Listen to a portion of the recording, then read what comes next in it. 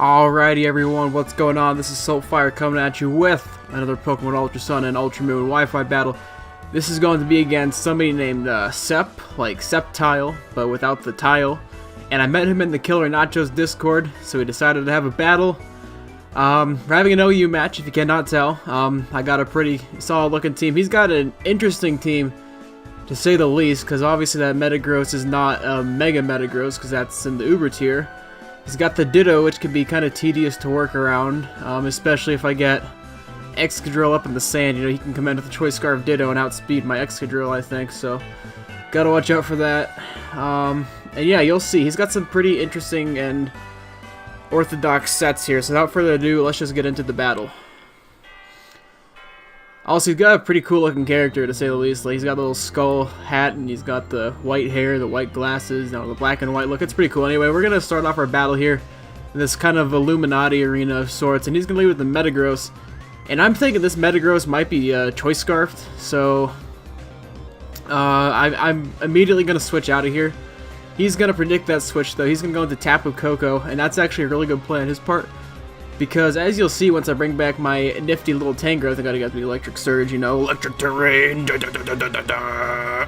But yeah, I'm gonna bring back my Tango, he's gonna go, or I'm gonna go rather, into my Skarmory here. So he made a good prediction there, thinking that I predict Skarm, so I'm like, crap, okay, now I gotta switch out again. So I'm gonna go into my Goldie, which is the Excadrill, and I believe he just goes Volt Switch here, so that's good. I made a good prediction. However, I do not expect him to stay in here.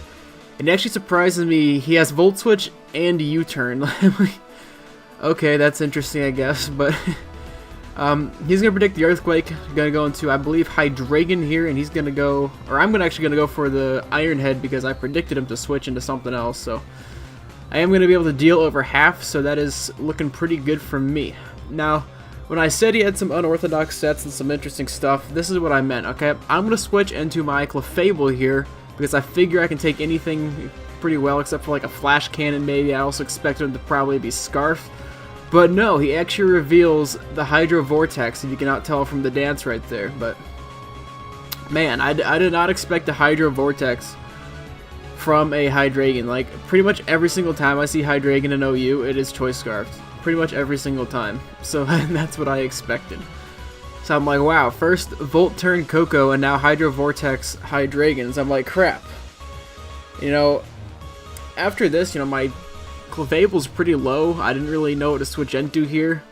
He's just going to go Fire Blast, so yeah, I guess it's good that I switched out. Because I don't really know if I had like a solid switch into that. Because like, you know, I could have predicted the Water type move again and gone to Tangrowth, but it's a good thing I didn't do that because he has the Fire Blast, you know. Like, I really didn't have a good switch in there. I mean, not even Tyranitar really, because that can't switch into a water type move. But yeah, I'm just gonna go to fresh switch into my Lopunny here. Gonna Mega Evolve straight out of the gate here, and for some reason Mega Lopunny kind of slows down my Citra a little bit. So I'm like, okay, I gotta speed it up. But anyway, I'm just gonna go for the return and get this thing out of here. But yeah, for some reason, like some Pokemon will slow down Citra for me, so I gotta edit it to make it look a little faster, and I try and get it to sync up with everything else. It takes a little while to get it looking right, but yeah.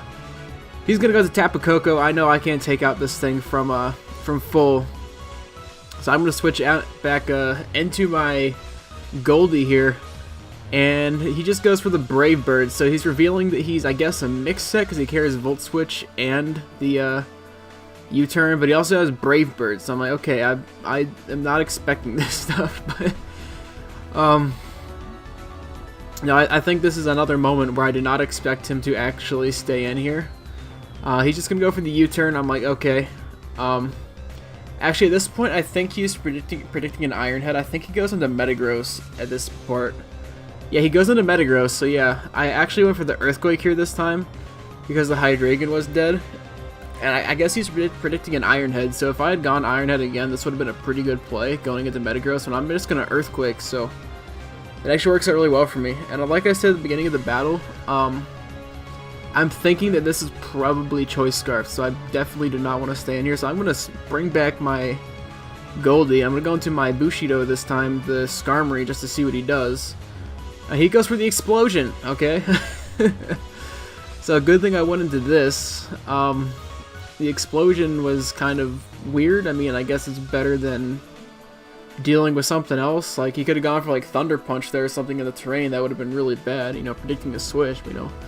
Thank God he didn't, and now I don't have to deal about a potentially Scarf Metagross. So now he's going to go back into Tapu Koko, because he gets a free switch into that. I'm going to go into my Tyranitar here. I thought maybe he'd go for an electric type attack, or like, if he went for Wild Charge, that wouldn't have been good, or even the electric Z move Wild Charge would have been bad. He's just going to go for the U-turn, actually going to do quite a bit, so I'm like, darn. I was hoping he'd just go Volt Switch again, but oh, it is what it is. He's going to go into the Greninja here. You know, I'm thinking he's probably an Ash Greninja. Just looking at his team, it makes sense if he was the Ash Ninja. And I don't want to take a Hydro Pump, so I'm going to go into my Nice Shoes. I guess he's either going to go U-turn or Ice Beam here, which is pretty likely. He's just going to go for the U-turn, though, so it's going to do, you know, not a whole lot of damage, because he pretty much reveals he's an Ash Ninja there, because he's not obviously not Protein. He's just going to go into Venusaur. So he's getting a lot of U-turns off of me. It was kind of annoying and kind of made this team hard to deal with. So I kind of had to set myself up here. You'll see what I mean later on by that. Anyway, I don't want to take a Sludge Bomb. And I believe I'm just going to my Bushido here. But he's actually going to predict this and just go for the HP Fire. But to be honest, he could have gone HP Fire anyway, like, without really having to worry. Because, you know, if for some reason I did want to stay in with Tangrowth, like, I'm not going to take an HP Fire that well either. Not to mention there's not a whole lot I can do to him, so it's pretty, you know, I guess it makes a lot of sense to go for HP Fire in that situation, and obviously I can't take two of those based on that damage. So, you know, he's pressuring a lot of my walls. You know, I already lost my Clefable, and now I'm going to lose my Skarmory because I really was just not sure what he was going to do here. And I was hoping, you know, maybe he was a slower set, you know, I could outspeed and get at least a layer of spikes up first, but no, he's just going to outspeed me. So I lost my Clefable and I lost my Skarmory so far, so I've lost two of my best Switch-In Pokemon already, which really sucks. It really puts me in a pickle in this battle early on.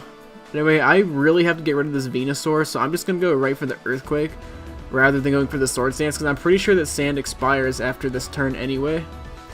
He's going to go for the Hidden Power Ice, not Ice, sorry, Hidden Power Fire. I'm going to be able to live that just fine. Well, not just fine, I actually barely hold on. I do get some Lefties recovery though. So I'm like, crap. Right here, I think I make a prediction. I was expecting to switch out into something else, so I went Iron Head here, I think. I really just should have gone Earthquake again. There's really no reason for me to not go Earthquake right there. But he's going to switch into the Greninja, and I'm like, well, crap, that does not work out. So it's kind of a misplay on my part. And keep in mind, this is actually a battle I had about a week ago. I was actually not going to post it at first, just because, I don't know.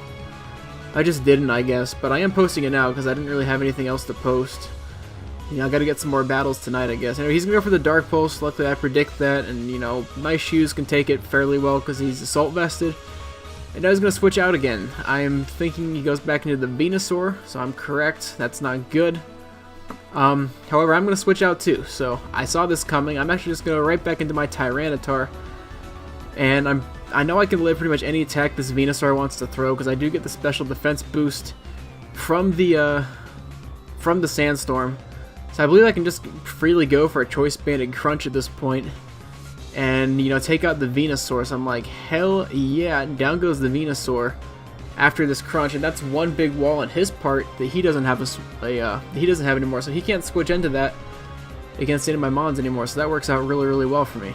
He's going to the Greninja here. I kind of make a risky play and just stay in, which is a really bold move in my opinion, and I just go for the Choice Banded Crunch. It actually will do a lot of damage, bring him down to the red, I believe like 1 HP, and then he's just going to die from the Sandstorm, so, you know, in the end that works out pretty well for me. I'm glad I did that. It was a pretty ballsy play, but I kind of had to do something to kind of keep up with this guy, because he's making some very, very weird plays now that I just can't comprehend in my mind. So now down goes the Greninja. That's really good and very useful for me, because, you know, taking a Choice Specs Water Shuriken if you got Ash Greninja up would be very, very hard for me.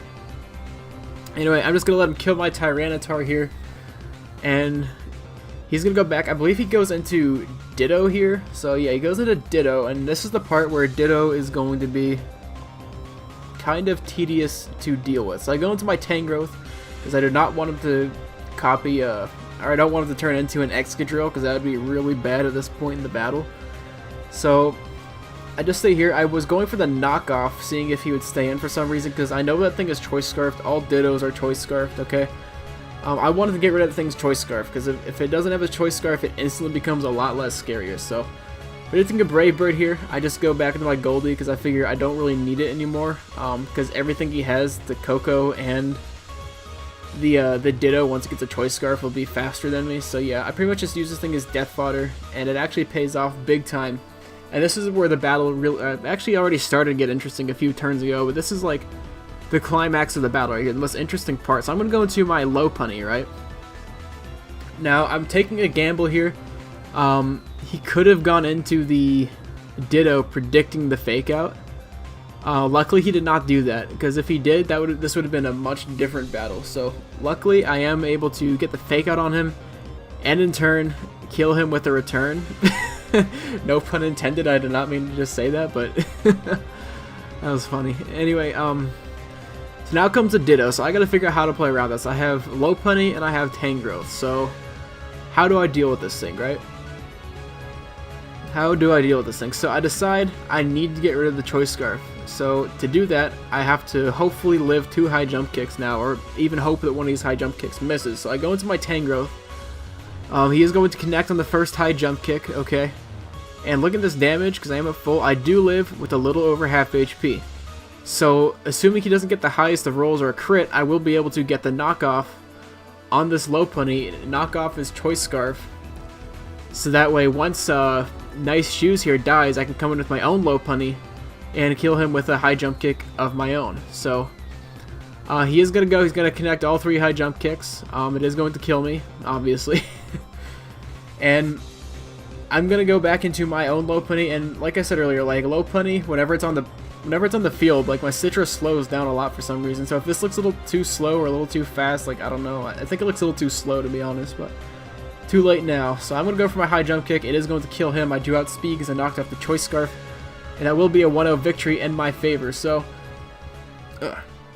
good battle to my boy Scep here. It was definitely a fun match. I look forward to battling him again. And yeah, I look forward to seeing you guys in the next video. Thank you so much for watching.